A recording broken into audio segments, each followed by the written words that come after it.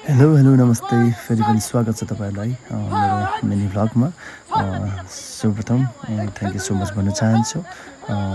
अहिले जुन चाहिँ मैले मेरो हरेक भिडियोहरू मैले जुन फेसबुक मार्फत र युट्युब मार्फत मैले पोस्ट गरिरहेको हुन्छु र त्यही पनि सबैजनाले यसरी नै हेरिदिनु भएको छ, माया गरिदिनु भएको छ।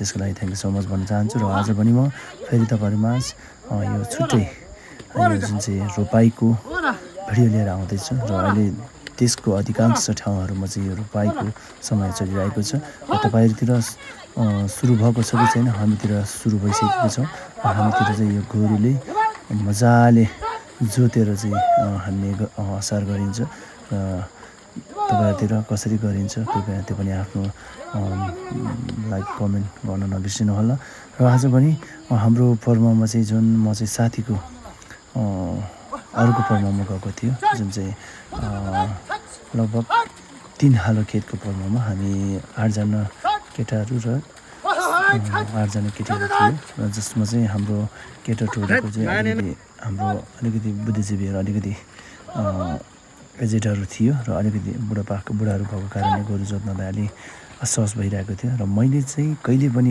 गोरु जोत्थेन, किनकि म जहिले पनि अलिहाल्ने काम गर्थेँ असारमा। किनकि अलि हालेपछि एकदम मजासँग चाहिँ हाल्दै जाने र अनि अलिक चाँडो पनि सकिन्थ्यो। त्यस कारणले मैले अलि चाहिँ बढी हाल्ने काम गर्थेँ। तर आज मैले छुट्टै अनुभव लिएँ र यो गोरु जोत्ने काम जुन मैले कहिले पनि गर्थेन र आज मैले गरेँ।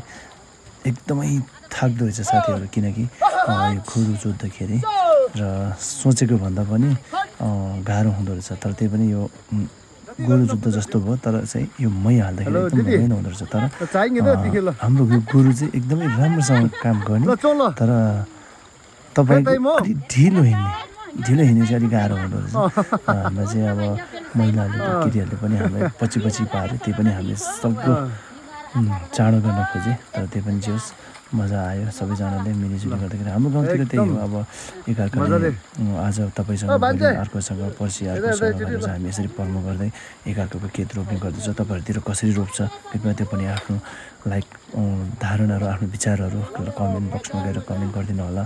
किनकि लाइक सेयर पनि गर्न नबिर्सिनु होला, किनकि यो समय अति महत्त्वपूर्ण समय हो। किनकि यो बेला मान रोपेर चाहिँ मुरी फलाउने समय हो। किनकि हामीले अहिले मान रोपेपछि